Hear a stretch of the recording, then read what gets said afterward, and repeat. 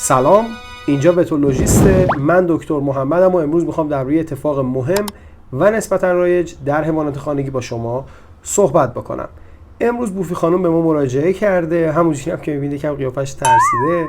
یه تیکه نخ دندون رو صاحبش گفت که قورت داده و از مقعدش بیرون اومده. ما اومدیم بررسی کردیم. اول از همه یه چیزی رو بگم تا اینجا فراموشم نشده.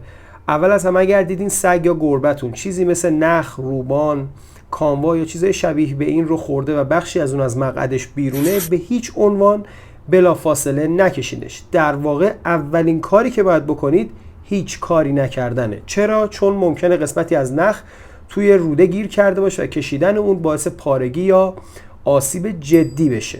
نخ جزء اجسام خطی یا لینر فارین بادی به حساب میاد. اگر این نخ دور روده پیچیده باشه و شما با عجله اون رو بکشید، میتونه باعث پارگی روده و حتی مرگ حیوان بشه. مخصوصا در سگ‌های کوچیک مثل پامرانیان ها خیلی خطرناکه. کاری که من انجام دادم و شما هم میتونید انجام بدید فقط در شرایط خاص اینه که وقتی مطمئن شدین قسمتی از نخ بیرونه، قسمت زیادی از نخ بیرونه و مقاومتی حس نمی‌کنین، با ژل روبریکیت، دستکش و با ملایمت طبق چیزی که دارید می‌بینید اون رو خارج کنید. اما اگر حس کردین نخ گیر کرده یا سگتون درد داره، فوراً به دامپزشک مراجعه کنید.